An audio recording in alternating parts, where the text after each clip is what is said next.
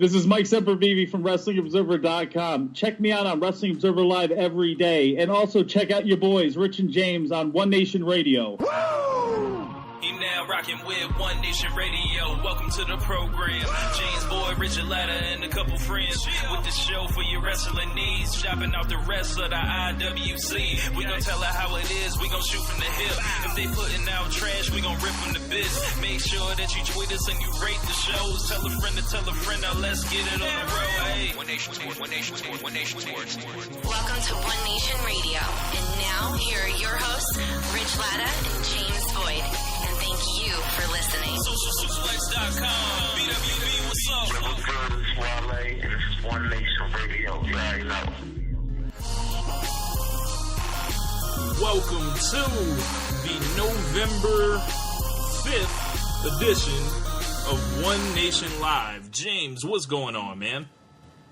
Not too much. Just out here in Las Vegas for my mom's birthday. Her birthday is today.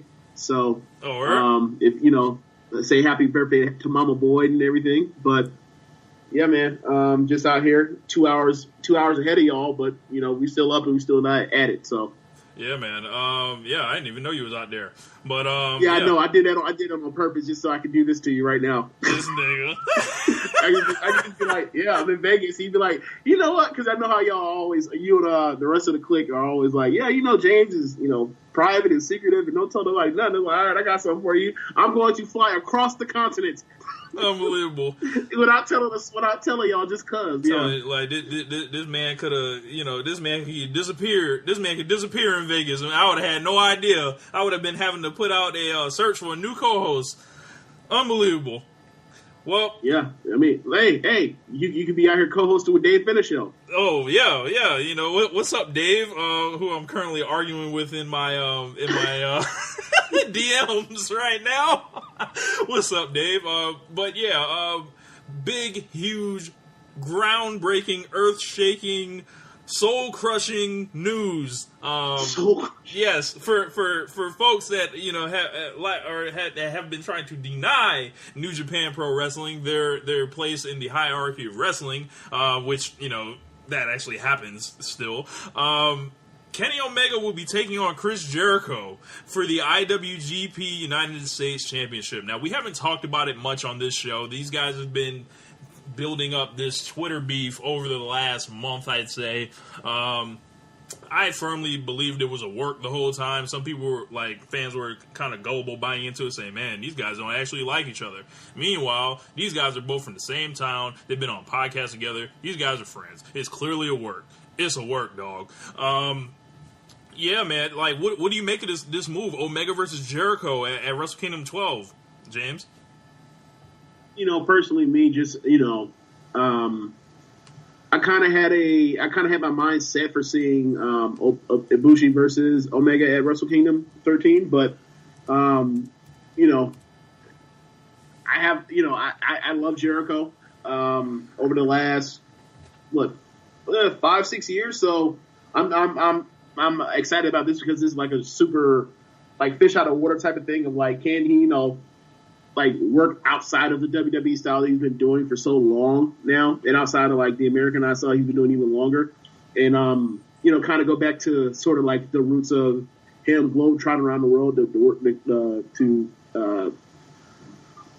build his craft. But I think this is a bigger deal for Kenny Omega ultimately than even the Ibushi match would have been, even if it had been, a 7-star type of thing. Because if you can get a high 4 match with Jericho at his age and his celebrity and his the fact he's been on national television for over 2 decades, I think that's really big for Omega's celebrity stateside, as far as his will grow for the people that may not be in the New Japan or whatever else. There's definitely going to be something that will draw eyes to anybody. So, oh wow, Jericho's doing this. Let me check this out.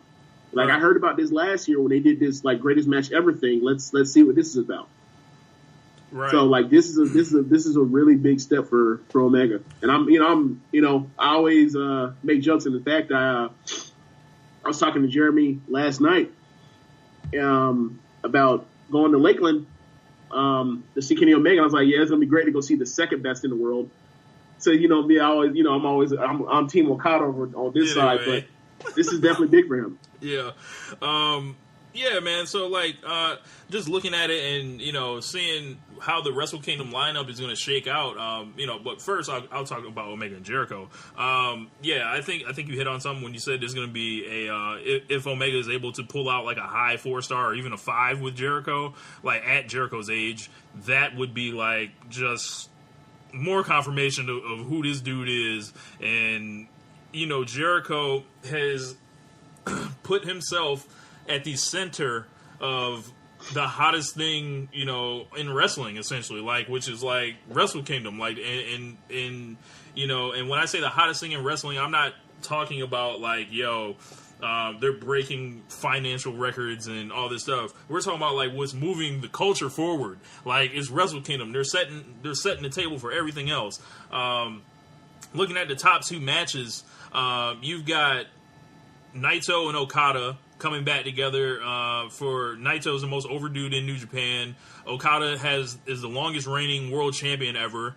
That's a huge match for the Japanese audience. And then, sounds like good booking. Yeah, and then the United States Championship, which was essentially created to be the Kenny Omega Globetrotter World Heavyweight Championship, is on him, and he's going through guys one by one. He's gone through Juice Robinson, he's gone through Trent Beretta, he's gone through Yoshihashi. Now he's gonna get to wrestle Chris Jericho. Like, so that's trying to open up the door to the West for New Japan even more. It's like, we have the Japanese main event, and then we have what folks would see as like the Western American Canadian main event.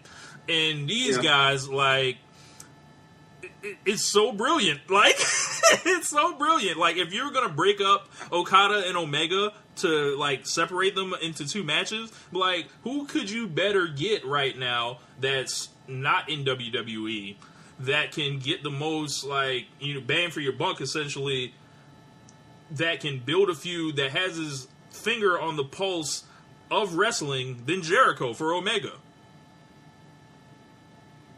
Yeah, I mean, there's very few answers to that. I guess The Rock. Yeah, literally. Unless The Rock was going to go out there and fight Kenny Omega, like what more could you do?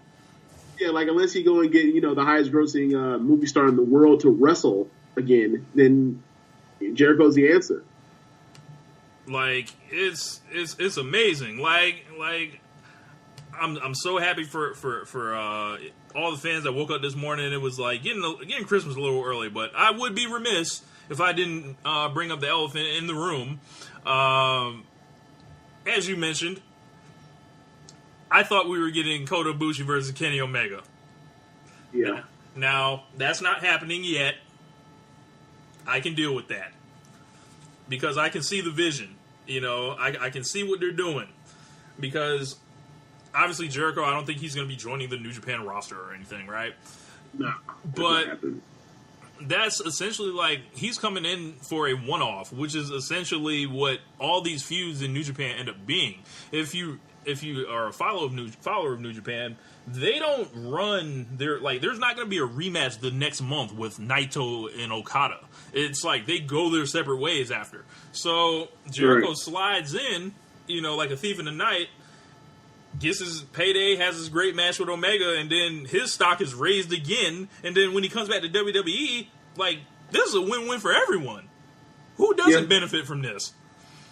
Well, I mean, if you care about WWE as an entity, like this kind of this an L. I don't want to say I don't think it's necessarily an L, but I will say is knowing what we know about how Vince wants pretty much to own the entire wrestling business, like seeing Jericho wrestle somewhere else after being there for 20 years on and off, or 18 years on and off, like. That kind of has to, like, be a thorn in his side. It has to be something that, like, has to, annoy him at the very least. But, after all, they are independent contractors, right? So I don't see how he can be too mad. Yeah, man. Like, it's not like they're employees, right? Right. I seen a lot of like great commentary, like on the subject of it, and it was like, the biggest show of the year, top 2 matches in each company. You got Naito and Okada and Jericho Omega versus John Cena and Jinder Mahal and Roman Reigns and Brock Lesnar. Oh. Oh. Like, not only is what's set for WrestleMania not the best, like the inferior matchups. Like, WrestleMania 34 is like their top 2 matches are inferior matchups to No Mercy. Correct. like if you told me what do you want to see? Do you want to see John Cena versus Jinder Mahal and Brock versus Roman 2 Electric Boogaloo, or do you want to see Cena versus Roman and Brock versus Strowman? Like, give me Brock versus Strowman and Cena versus Roman, like 10 times out of 10. Like, not even like a question. Yeah. Ryan Satin has said, with morale seemingly pretty low in the company lately, supposed WWE lifer Chris Jericho going to work for New Japan says a lot. And Jericho has been on record saying he never wants to wrestle anywhere else again, but look what's happening. Yeah. Like, this is what I'll say. I think this is a lot of things had to come into place for this to happen. Like, I don't think if it's not Kenny Omega, who's also from Winnipeg, I don't think this happens. I don't think this happens if I also don't think this happens if like the bookers in New Japan aren't who they are as well. If it's not Gato and this is Joda? Not Joda. Gato and Jado. Yeah, Gato and Gunner. Like, if it's not those two in their relationship for their 20-year relationship with Jericho, I don't think this happens either. So, that's just sometimes weird things happen, and then there's opportunity, and then people, make things happen. Yeah, Brian Maxwell. And ultimately, this thing is going to be a net positive for the wrestling business. Like, maybe not for WWE, but for the wrestling business in general around the world. This helps. Yeah, Brian Maxwell Mann has said, this is the inevitable outcome when a lazy monopoly physically and financially disrespects their employees for over a decade. Now, I don't know what guys are getting paid and what they're not getting paid, but as you can see, what else it looks like is going to be in the card, rumored to be Cody Rhodes versus Ibushi for the ROH title. You got Jay White returning as Switchblade to challenge Tanahashi, which he's pretty much going to get an elevation now. And Jay White's a really good wrestler. And then, the matches that we previously spoke of, like, I don't know about you, but I feel like Wrestle Kingdom 12 is about to, like, 3 years running, like, since I've been watching, is going to outdo whatever the fuck, this will be the 4th year running. It's going to outdo whatever the fuck they're going to do at WrestleMania. Okay, so, like, I saw we talked about this before, and you want to put it right to do it again, like, WrestleMania versus Wrestle Kingdom, what's going to be better? Like, I almost feel like that's not even necessarily that entertaining of a question to really answer. Like, I think pretty much anybody that watches or respects both properties feel like consistently, Wrestle Kingdom has been better. Like, just like you said, like, every time we watch it, Wrestle Kingdom has been a superior show. The thing is, it's yes, it's both. They're both pro wrestling, but they're both trying to do different things. Like, one's trying to be a variety show, like it's been since since Vince took it over, and the other is trying to be literally like the best straightforward competition of athleticism in emotion in the ring you could possibly come up with. Like, they're two separate things. It's all about taste, but from time to time, the stars align, and we do get proven that Vince is right from time to time in that, whether it's Braun Strowman or whoever else, that, like, just putting on the best wrestling product isn't necessarily, like, all you want out of wrestling. And, I think that I think that what we've done now is like there's been a clear line in the sand. Like either you're on this side or you're on that side, and like it's hard to straddle the line of saying like why can't you just like both? Like why can't I like Kobe and LeBron both? Like why can't I like Peyton Manning and Tom Brady both?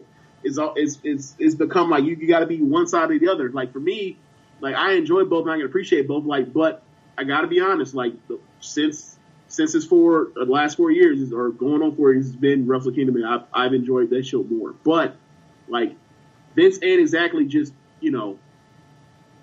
putting out. He's not exactly putting out trash either. I'm trying to like be fair to both. Like that's what I'm trying to do. Right. I just feel like from like a perspective, if you look at what gets people excited, what I don't hear like the same reactions that I hear to matches when they're announced in WWE. That's true. Like there's clearly like an energy around it where it's like you're deflated and you're just like, I can't believe this. And the only exception recently has been a match with zero build-up or storyline or anything with AJ Styles and Finn Balor. That's the only thing that's been in the league of what happened this morning. Well, what I will say is this. As far as like a current generation, it's not like a legend coming out of retirement or something like that. Yeah. Like, when Vince wants to, not have agendas like, we're going into India or, whatever else, like, or we got to get the bit off this guy because he had a PED violation. Like when it's pretty much set straightforward, like they do a fairly good job with their main event. Like the other stuff underneath, that comes and goes. Like you'll see somebody get put. They stop and start people all the time. We know that. They push somebody and then they bury them, or not even say bury. Like they always yo-yo on people all the time. We understand that, but I feel like when Vince gets when Vince is in the mindset of I want to do this or whatever or I wish he did more of it where like he's like I really want to give the fans something that they will enjoy and appreciate. I feel like when that's actually the intent of what he wants to do as opposed to agendas or whatever else or to stick it to fans, like he does a pretty good job with that, to be fair. But it's just right now we're in a spot where like there's not that much in the way of fan service. What can he do based on like their landscape? And I say this, I'm about to read a tweet from Michael Elgin. He says, legit, if you don't think Jericho versus Omega is the biggest match of 2018 and it happens, January 4th, you're insane. The only shot is doing AJ and Shawn Michaels. Like, what can WWE do to create this, to keep the same energy, essentially? Well, I mean, there's always a Shawn Michaels and Daniel Bryan door that you can go down to. You can do, in case in case Mercury break the glass. Like those are always the options. Right. And then versus whether it's Seth or it's AJ, yeah, those definitely are the options. Right. Be like, yo, do you think there's a situation where Shawn Michaels like when Vince McMahon walks up to Shawn Michaels and say, "Ain't no decision, you're coming back, damn it!" Like, like what is that? What does that situation entail? Like you're not allowed to turn me down. Look, I get what you're saying. But like, what in the history of Vince and Shawn's relationship makes you think that Shawn Michaels does whatever Vince tells him? Like every time, like there's been 20, almost 25 years of literally like Shawn getting treated like the golden boy, even though he wasn't like the draw anybody else was, or compared to his contemporaries or anything else. Like Shawn sways Vince. It's not the other way around. Remember when Shawn's like, yeah, hey, if you don't move to SmackDown, we're cutting your pay. And Shawn said, all right, well, we cut my pay. I'm not moving. I'm not doing it. Yeah, man. Like a lot of folks thought that Jericho and Omega were going to end up on the ship, myself included. Pleasant surprise that this is going to happen. I'm really excited to see what Kenny Omega can do, and quite frankly, what Chris Jericho can do. Because, we alluded to it a little earlier, like, Jericho, I've said this in the past, Jericho started wrestling in 1990, right? And he was absolutely, like, he was the in-ring guy he was for literally 25 years, till 2015. And then after that, you might have seen slippage after that. So that's 25 of 27 years in the business where you were like at the top of your game, essentially. So, you know, age and weight gain and stuff like that. Like, Jericho obviously probably not working out as hard as he once was and everything like that. I'm interested to see what kind of shape he's going to come in to Wrestle Kingdom. Also, what music he's going to come out to, and also that's a good point. And also, like, what did he used to come out to in like ECW or like when he was in like doing was it AAA? Well, was he in LL or was he in AAA? I think he wrestled in AAA, if I'm not mistaken. Okay. The thing is, I think he's gonna use one of his rock band songs. Makes sense if he's smart. Like, yeah, makes sense. Make that cash. It's already cleared for one. Yeah. You know how it's cleared? I cleared it. It's I my cleared song. it. Yep. This me. You know. Yeah. And the deal with it. Play the record. Yeah, play the record. You know.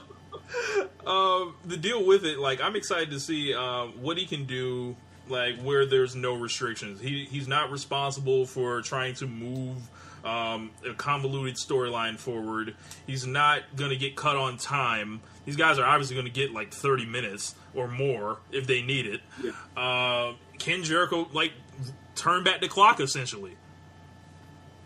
I mean, I'm sure he's going to have time. He's going to be in there with somebody that is supremely talented, and he's also somebody that is supremely talented. He's just older. Yeah.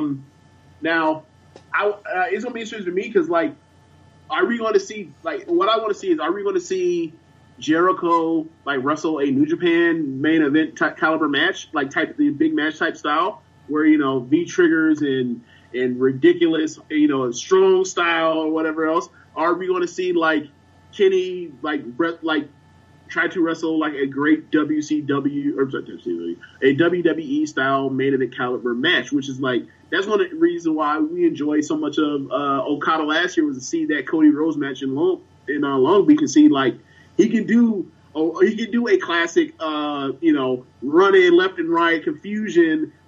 Confusion. You know, by the way, yeah. I found that Tupac song where it starts like, "Are you confused?" Like, I'm gonna send it to you. Like, okay. Go ahead. But yeah, like, that was a part of the allure of the Okada year, was seeing like all these different types of matches where he can have like long brutal matches. He can have spectacular, you know, cutting edge, open, you know. I don't want to say flippy dude because it wasn't flippy dude, but like these gigantic, like, epic matches, and then he can also have, you know, the sports entertainment match as well, the main event sports entertainment match. Like, just, it will be interesting to see Omega in that mind frame, or we can see them try to do some sort of, like, you know, CM Punk, Daniel Bryan, like, marriage of the two, where, like, it's, you know, you're trying to combine the two, and, like, you know. Yeah. We've seen Jericho do that match before with CM Punk, and it was, you know, WrestleMania 28. You know, that match is a classic. So it's going to be intriguing to see how this match goes. Like, I didn't find out about this until, you know, probably a couple minutes before you called me. But yeah, like, it's going to be really intriguing to see how this goes, like, and how the match is laid out. Yeah, like, and also news has just broke that New Japan is coming back to Long Beach in March. March 25th, which would make didn't they do that in June this year? It was July. Or was that like July? Okay. Yeah. So, and it looks like they're going to a bigger venue than they're going to the Walter Pyramid, 5,000 seats, and it's on the campus of Long Beach State University. I'm anticipating that it sells out really fast. It looks like. I have a question. Yeah. Is this one of those two Americas things? Because, like, you know, a lot of people think of Long Beach, and they think of, like, you know, oh, it's so nice, it's so, you know, it's close to the water, and, you know, it's in the LA-ish area or whatever else. And then there's, you know, there's the LBC, the LBC, if you will, you know, next to Cal Poly and all the other stuff, and Snoop Dogg, and yeah. So, like, I think that it might be a two Americans thing. Like, I know there's 2 different Long Beaches, but I wonder like how much overlap there is between between the 2. Look, I can't wait to see one of these some of these geeks that flew in go down the wrong street. Like, oh my god, what is this? Be like, I'm gonna just let y'all know right now. Do not come out there with an all blue shirt on or an all red shirt. Like, you better come out there neutral. Like, they will yoke your ass up. Get out of the car, cuz. Get out of the car, cuz. See you out here with this red. Yeah, Oh, you here for your little wrestling? Oh, okay. Jeremy said, you're trying to go to Long Beach. Look, we might have to make some plans, man. Like, you never know. It looks like it's set to be about 2 weeks before WrestleMania. And then Kenny Omega and Tanahashi already announced for the Ring of Honor show over WrestleMania weekend. This is a great time what a time to be alive as a wrestling fan, James. I can't believe this. Like, as frustrating as WWE is like how great New Japan is to me. It's like, bro, like they can't fuck up if they tried right now. I think that the fact that it's more straightforward, it eliminates eliminates confusion.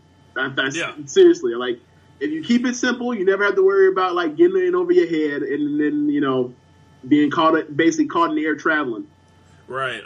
Jason says, we all know Omega can have a Jericho match. My question is if Jericho can have an Omega match. We're all gonna find out. I think that's time to tie into what we were talking about earlier, where like it's interesting to see where this match is going to go, because like, can Jericho in fact put on one of these like 30-minute matches where you're just like in awe athletically for literally the last 15 minutes of a match. Like, I don't know if you can do that still at this age, but it will be interesting to see, and they got plenty of time to try to piece it together. What do you think Vince McMahon thinks about this? Like, do you think Jericho ran this by him? Do you think he's happy to see this guy who he's like basically put on television for 20 years, and Jericho's always been an excellent like utility player. You can stick him anywhere. You can put him in the main event. He doesn't feel out of place. You can put him with someone you're trying to get over. You can give him just something to do, and it's always worked. Like, if you're Vince McMahon, you're looking at this like, right? Yeah, he's got to feel some kind of way about it. But it is what it is. Like, he opened the door with this part-timer thing for guys to come and go as they please or whatever, and right now he ain't got to do in the contract. That's what he set up for him. Like, when you placate to Jericho and Cena for going out to Hollywood, and The Rock, and pretty much you doing stuff that for The Rock, basically where like he's having people literally walk out and come back in 2 weeks just to let y'all know what's up, just to flex on y'all. Like, that's what the precedent he set with this stuff. So for years he had always said that he didn't want to do that. He didn't want to scoff at the WCW model, and then he's kind of adopted the WCW model. Like, and when it comes to big shows, like, it fills up the big shows and everything, and it does well. But this is some of the unintended consequences you get where you build stars and you build them to believe that they are stars, and then they do star things. And I saw Conrad Thompson tweet this, like, Chris Jericho should be an inspiration for every young wrestler in the business. Like, as far as, like, making yourself a brand and literally turning yourself into a business when it comes to not only his podcast, but his music and other outside ventures, and also his leverage within wrestling now. Like, he can always come back to WWE, and now he's going to New Japan. Like, I would have never thought this could have happened. Do you think there's some type of arrangement? It is WWE in on this? Like, what do you mean? Like, do you think like Jericho? Like, there would be something. Jericho's like the mole to get Kenny Omega? Bingo. That or like, is this like orchestrated, like where essentially New Japan will have to, send something back, if you will. That one time Liger showed up in NXT, right? Right, yeah. I don't know if this whole situation is who is this being orchestrated by? That's what I'm trying to figure out. I mean, now that you're talking about the Liger thing, like, I never thought about it, but it is kind of similar. Where it's like Liger was like, "Well, I've never done a WWE show. I always wanted to. Like, I'm rolled the red carpet biggest, off that man. Well, I'm the biggest Super Junior like since Tiger Mask. So let me, flex on you because I'm winding down." And then he ended up being the hell out of Tyler Breeze. But right. Yeah, it's kind of similar in that. But I mean, but obviously it's a much bigger stage, and it's and like I don't know. Like I think as far as the mole thing, like I don't know because there's so many Bullet Club guys in the someone said the WNBA. My God, I don't know what my mind is, but there are so many in the WWE. There are so many former Bullet Club people that are, that I'm sure Omega still stays in contact with. So it's like, I don't know. I mean, I don't think Jericho is like has some type of special. I don't think he has mind control over Kenny Omega. I'll put it like that. I think he's definitely has Vince McMahon's ear because who did they put all these guys with when they first come to WWE? They put them with Jericho. They put Neville with Jericho. AJ. They put AJ Neville, with Jericho. They Daniel put Bryan. Nakamura with Jericho. Yeah. Like, in those house show matches. Like, and then Jericho basically reports to Vince, like, hey, this guy is who he say he is, essentially. And, you never know if this is one of those situations. Well, I mean, you know how that is. Like, we joked about it now that they're pushing Kane hard again. But, Fuck. Fuck. If there's anything... No, hold on. Like, if there's anything that you can say is, like, for right or wrong, whether it's sometimes it's a strength, sometimes it's a downfall.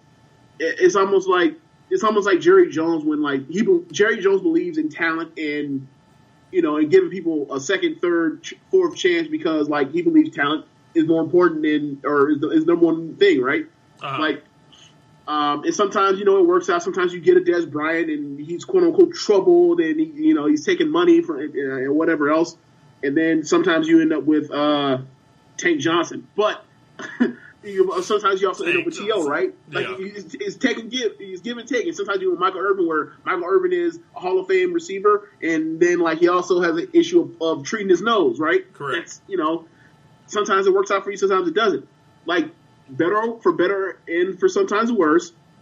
Vince believes in his most veteran guys, and like whether it's Kane, whether it's Undertaker, whether it's Hogan at the time, whether it was Bret at the time, whether it's Shawn, whether it's Jericho, whether it's Triple H, he believes in his most tenured guys. Oh, and then sometimes that works out, and just like name the model of success we have, like it includes Mark Henry, right? Like remember we always talked about it. Mark Henry wrestled that match with Neville, and Neville got the upset victory, and then literally on camera, Mark Henry says, "You're gonna be good, boy," to Neville, and then next thing you know, Neville becomes literally the best heel champion, or one of the best heel champions of the last 5-6 years. Looks like we got a call coming in. Hey, Jeremy, what's going on, man? What's up, guys? What's good with you, man? Nothing much, man. I just wanted to jump in on this whole Wrestle Kingdom conversation. For sure, man. Yeah, what's up to Jeremy? Shout out to Jeremy. He that man came through in the clutch for me twice last night. Twice. Yeah, man. So, long story short, Jeremy dropped me and my mom off to the airport, and then another thing happened where I left my phone in his car as I was going through TSA. And he came back and he dropped it off. Thank God that man lives close to the airport. But yeah, he came through in the clutch for me twice. BWB for life. BWB for life. Right? Yeah, man. So it was bad. Like, bro, I thought TSA got my phone stolen. I don't think TSA lost my phone. I thought TSA messed up a situation where my phone fell and then somebody just went and scooped the score, basically. Oh man. So basically, I was gonna say if TSA had found it, so basically, James, they would have found out that you was a BIE, Black identity. Yeah, man. Jeremy, what's going on with you, bro? Nothing much, man. I'm just, like everybody else, pumped about the announcement of Jericho and Omega. Later I'm going to go home and watch the Power Struggle pay-per-view that happened earlier this morning. Yeah, I think where we'll throw that news that on. broke. And I'm really excited. All three of us and young boy Josh Smith, we're going to see Kenny Omega in action next Sunday at the Sunshine State Excellence show that Ring of Honor is putting on. Yeah, man. So what do you think about the impact like that this is gonna have on potentially like guys jumping back and forth, and also the opportunities it might create within wrestling for dudes? Well, I think this kind of goes back to what we were talking about on One Nation Radio earlier this week when I was talking about how some of these guys in WWE, they feel like they're trapped, they're drinking Kool-Aid and brainwashed. Kind of state. You're right, they're brainwashed, but I think this move right here, I think that's going to help some of those guys that want to leave but are afraid to leave, kind of give them a little confidence boost of, there is other stuff going on out there. If I work hard, I can wrestle at New Japan. I can go wrestle at Wrestle Kingdom, or I can make a break somewhere else and eventually get to New Japan. So I think this is definitely giving all these guys, another, viable option to go to make a living and make a name for themselves. Yeah, man. And I think that is the most important thing, because when WWE turns into a monopoly, we end up with things like Jinder Mahal being a world champion, and there not really being consequences for it. I want to get into a couple comments. Simon says, I live in a world where Kane is a monster, Strowman lost to one F5, and Mahal has a chance at beating Lesnar. Meanwhile, the other world has has Jericho, Omega on the horizon, Bryan returning to wrestling, and a lot more fun. And granted, WWE brought back Kurt Angle and gave us a dream match, but then they fucked it less than 24 hours later.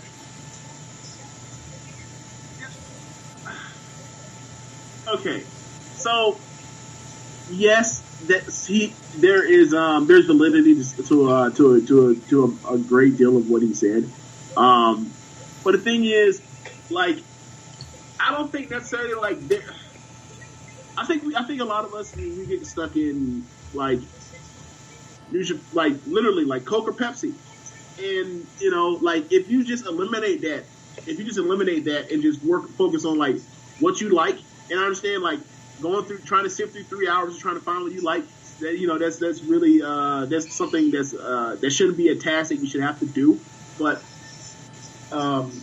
It is what it is for the time being, at least, and it seems like WWE is like trying to kill off that third hour. Yeah, like the last 5 weeks, it feels like they're trying to kill it off and go back to 2 hours. But I think that we can be in a place where we can just enjoy like the stuff that they do, and also like this Jericho thing opens up the lane for guys to bounce between, and then by them bouncing back and forth, I think that can lead to guys being fresh to actually like, be able to protect themselves in the future. As far as they're dealing with Vince, where it's like, you ain't got nothing for me right now. All right, I'm not going to be on TV in a makeshift tag team doing next to nothing for the next 3 months until I turn on my partner. My partner turns on me, and then we start our feud. Like, I think this is a good thing overall for WWE, or not WWE, but for pro wrestling, the wrestling business. Yeah, and I'm with you on that. Like, and that just speaks to having more options and more flexibility. But from a fan perspective, it's like, man, you almost wish WWE would try to compete in that sense. Like, as far as like creatively and everything like that, they have their plans, and obviously there are no real consequences for their plans, like seeing off the money they just recently made. Even bad booking won't stop. So, well, I have a question. I have a question for both of y'all. Do y'all think that compared to, let's say, 4 years ago, do you think WWE is trying more things? Maybe for good or for worse. Do you think they're at least trying more things than they were, like, say, 4 years ago? That's a good question. Because Liger on NXT, Ibushi in the Cruiserweight Classic, the number of women that they pushed hard in the Mae Young Classic, and then ultimately didn't sign, like Toni Storm for now. I I think that I think those are like glimmers that they're like, look, man, like we get it. Like separate but equal. We're trying here and there. We're doing things like we bring in Angle, whatever else. Like we're trying things here and there, but we kind of got a guy that's very in his ways, and we have to take some convincing on that end. Like, just do you think they're at least trying? Separate but equal. Yeah, I agree with you, James. I do think they're trying. I think they're trying, and we like to harp on them, and make fun of them for having their plans. I don't think there's anything wrong with them having a year-long plan. It just happens that their plans suck. Like Ghetto and WWE will. This will absolutely polish up shit and try and tell you that it's not that doo-doo and tell you that it's dynasty. That's absolutely true. Yes. That's absolutely true. Right, and Ghetto and Kato, they have, sometimes they usually have a year-long plan of how they book New Japan. Correct. Their plans turn out great. Yeah. Like, I wonder when the ball got rolling on this whole Omega and Jericho thing, because this has had to, have been in the works for a while. Right, and I don't know if you guys listened to Killing the Town, which is Lance Storm and Cyrus's podcast. Yep. I check it out from time to time, a while back, they had a podcast with Cyrus, Jericho, and Omega. They were all, kicking it in Canada, doing a podcast. They did Killing the Town and a Talk to Jericho episode of Omega, and that was I think a few months ago. So I'm wondering if that was that first meet. I think that was the first time Jericho and Omega met, and I'm wondering if that was the starting of well, maybe let's see if we can do something later. And it's going to be interesting because, as you mentioned, Cyrus is essentially like Bobby Heenan to Omega's Ric Flair now, and he's also linked in with Jericho. And then hearing that contrast on commentary is going to be absolutely excellent. And then, as you mentioned on that show, Cyrus at the show on this week's show or last week, he's said he has no idea what's going on with Omega and Jericho, and just kind of sold it like a promoter, essentially. And it's been awesome if you guys haven't been following along with it. But yeah, man, they've got something here. And I only hope that we end up with more of whatever this is. Yeah, definitely. I would love to see, hopefully this means that Neville's going to come in, and some of these other guys that have been released or going to get released, they come in and have some great matches. Let's do Neville versus Marty Scurll for the junior title. Yeah, I think they're doing a fatal 4-way actually for the junior title. So he might be spoken for there, but there's nothing stopping from, nothing but a 90-day clause that's stopping Neville from debuting and attacking the winner. There's nothing stopping, that from happening. Right. Yeah, man. New Japan's great right now. So and a lot of folks are saying, where do you begin New Japan? You begin at it whenever you want, because they pretty much tell you what's happening, and there are plenty of people that are willing to tell you what's happening. Personally, I began at Wrestle Kingdom 9, if you want to check some of that stuff out. And from there, just take it forward, and then, it's just wrestling. That's all it is. Yeah. I highly recommend that everybody, go sign up for New Japan World. It's only $8.99 American dollars. I mean, it's a great service. They have all the old shows on there. A lot of the big shows now having English commentary with Cyrus and Kevin Kelly. So if you're complaining about Japanese commentary, they got you there with the English commentary. The Japanese commentary is good too. Correct. Yes, it is. House show. Yes. Yeah, for the house shows, they usually don't do English, but yeah, the Japanese commentary is great. If you ever watched soccer and then you heard either Spanish or French commentary or anything like that, it puts you in the same state of mind, where you don't know what they're talking about, but you can understand it. Yeah, you stole exactly what I was gonna say. If you've ever watched Latin or heard Latin commentary for sporting events, it just basically you don't really necessarily have to be clued in on the storytelling, because the storytelling is pretty straightforward in New Japan matches.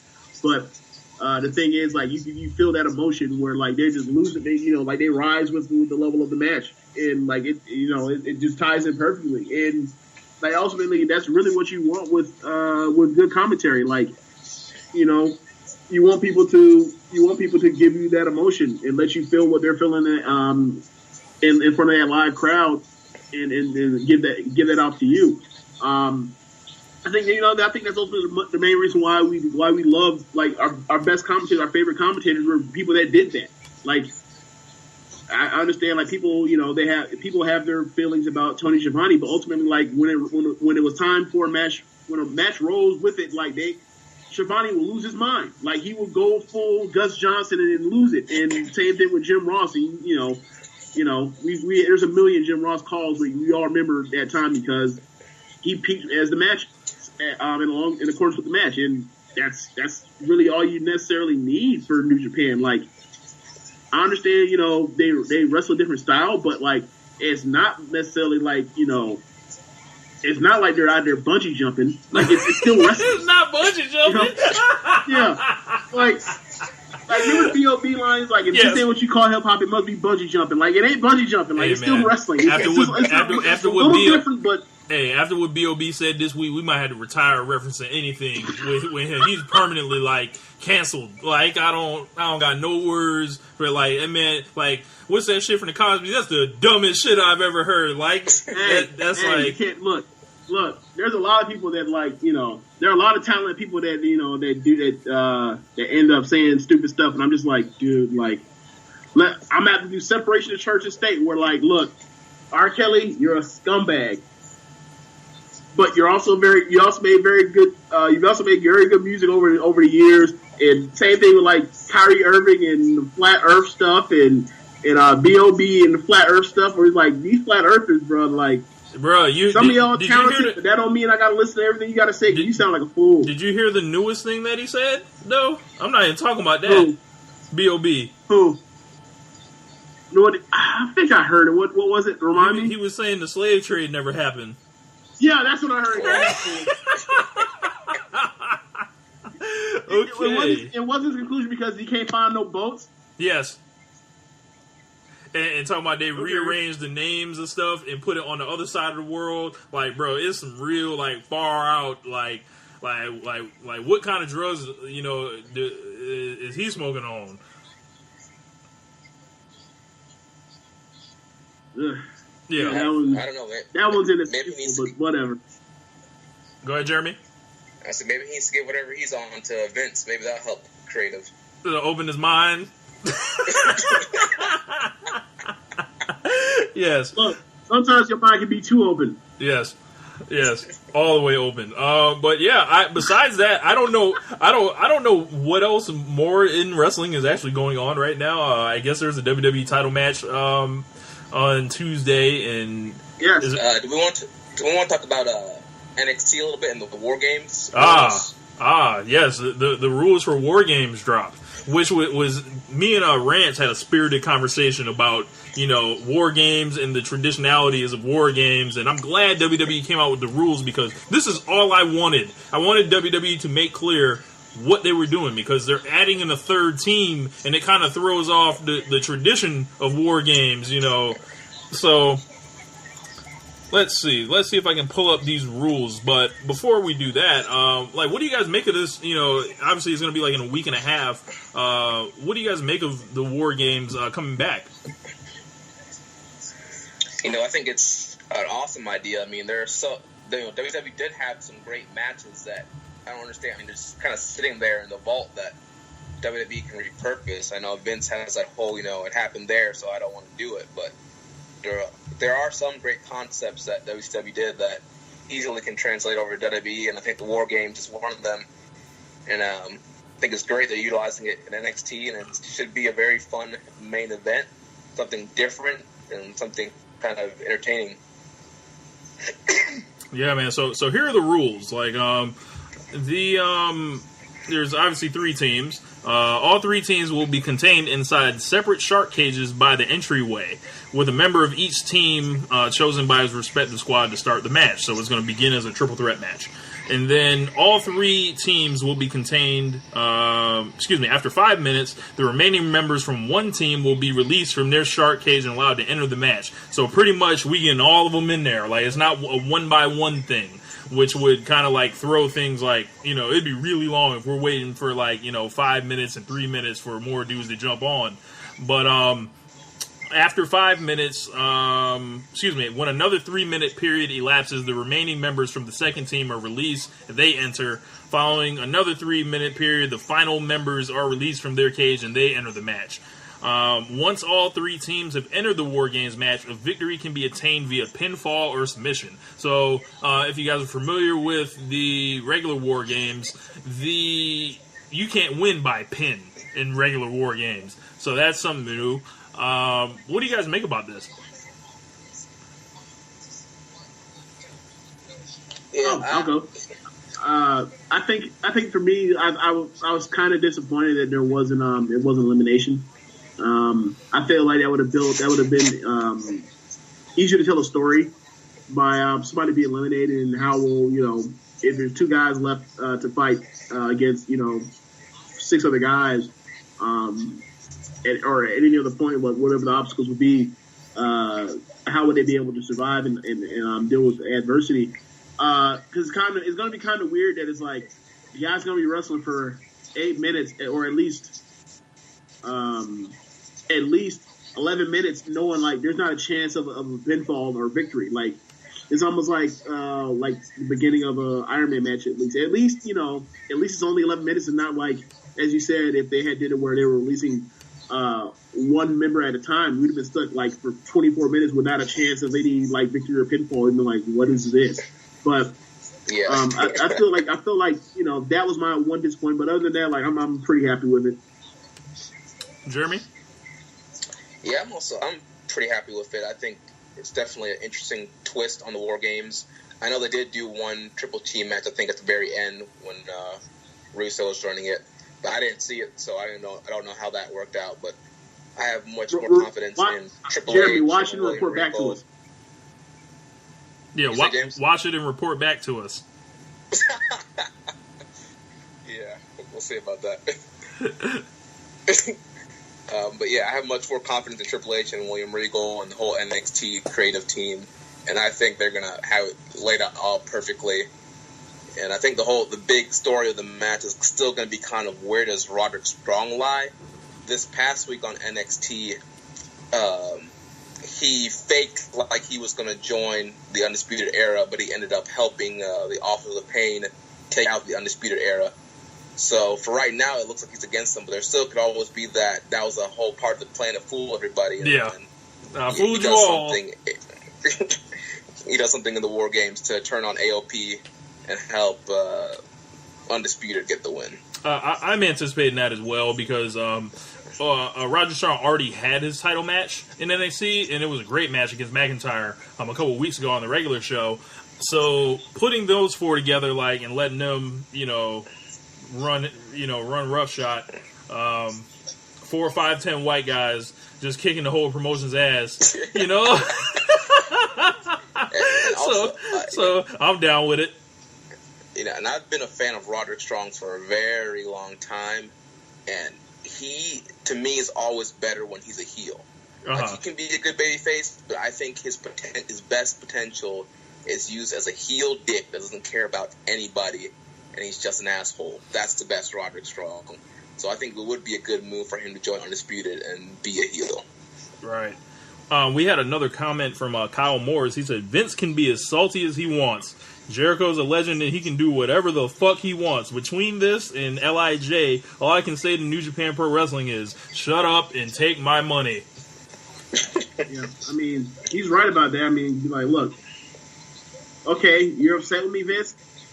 Like, you're upset that this happened? Maybe you should sue me for breach of contract. Oh, wait, we're not under contract. What are you mad about? Oh, man. You know what's something also very interesting about this Jericho situation? I think Jericho was on Killing the Town, I think, last week. and they were talking about the Jericho cruise. Mm-hmm. And, you know, he wanted to have wrestling on the cruise. So he reached out to, you know, WWE first, and he was trying to get NXT to be the promotion wrestling on the cruise. Right. Well, you know, they dragged their feet on it, and then eventually they were like, yeah, no, we don't want to do that. So Jericho's like, fine, I'll go ask Ring of Honor if they want to be on the cruise. And you know, they were like, hell yeah. Right. So it's like, I feel like Jericho been trying to work with them, but, you know, they want to do what they want to do. So Jericho's like, well, then I'm going to do what I need to do. You know, I'll bring on Ring of Honor. I'll go work New Japan. You know, I'll do what I have to do to keep my name out there. Yeah, man. It's definitely going to be a new day in wrestling with this going forward. Was there anything else you guys wanted to speak on before we wrap it up this week?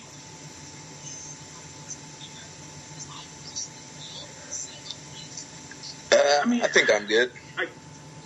Okay, what do you guys think? Like, what % chance do you actually put on SmackDown on Tuesday? Actually, like having an actual title change. Like, what percentage would you put that at? I'm probably going to say 35%. I'm going to say like 5%. So I'm the optimist in all this. That's insane. like, honestly, I'm expecting a DQ finish. Oh man. You know, I'm curious how it'd be. Like, okay, so I'm already over here and I'm trying to figure out how I'm gonna get my feed right because you know over here they're probably on the West Coast feed. I don't feel like staying up that late for that, right? And I'm trying to figure this out. You know how furious I'd be if they come out here and have a fuck finish. You know how furious I would be. Hurt. And it's also a tape show, so everything will be all fucked up. So like we'll know ahead of time. I'll know ahead of time whether I need to watch or not. Right. Yeah, that's a good point. I think what I'm gonna have you do is I'm gonna have you tell me like, hey James, like yeah, you not like I don't want you to tell me like to check it out only if AJ wins. Like is there a legitimate finish here? It'd be like, yeah, all right, check it out, and then I'll be cool with it. Like, all right, I'll let you like, know if it's finished. You ain't gonna have me out here. Yeah, you're not gonna have me come out here and like, oh, double count out. What? Like, yeah, so. Right, bro, I'm basically on vacation. You're not gonna do that to me. Hurt. WWE's not gonna get me my blood pressure raised on vacation. Not happening. On vacation. Yeah, that's not happening, bro. Like. I mean, look, Jimbo Fisher. Look, even Jimbo Fisher knew I wasn't playing with it this week. Like Jimbo Fisher got him a W against Syracuse. Look, even he knew. Look, I'm not here for it. I'm not tolerating it. I'm trying to relax. I'm not trying to deal with that. No disrespect. No. So James, you're in Vegas right now. I just want to let you know that everything is open all hours of the day. Be careful out there.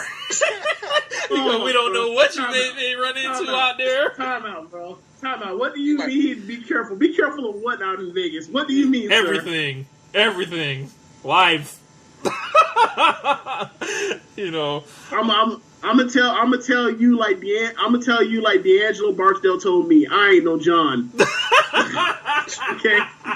That is not happening. That was actually Freeman. Freeman. Anyone that knows me well enough knows, like, look, I tend to like stick in the square lane. I'm wondering if I'm even going to drink out here, let alone anything else. So we'll see. If you go to the casino, right, and you're gambling, the drinks are free, bro. Ain't no option. Look, I mean, at a casino, bro. I'm in the Mirage right now. I'm at the Mirage. Yeah. So yeah, go right downstairs, and get lit if I wanted to. Yeah, best believe. So we expect a full report next week on One Nation Radio when you return of all the foolishness and everything like that. But yeah, man, that's gonna wrap it up. Hope you guys enjoy Bound for Glory tonight. If you're gonna watch it, I don't plan to. I highly recommend that you guys watch Power Struggle instead. Watch Power Struggle instead. Yes, like Jeremy said. What's the main event of Bound for Glory this year? No idea. Jeremy, do you know it? It's Johnny Impact, a.k.a. Johnny Mundo, a.k.a. John Morrison, against Eli Drake for the Impact Global title. So John is in the main event. Yep. Oh man, cool, man. So yeah, that's gonna wrap up the show. Thank you guys for listening. Make sure you guys subscribe to Social Suplex Wrestling Network. Like you can type it in on iTunes and rate it 5 stars. Make sure you guys check out the SMC podcast, also on the feed. And fuck with us. We out of here. Later. Peace.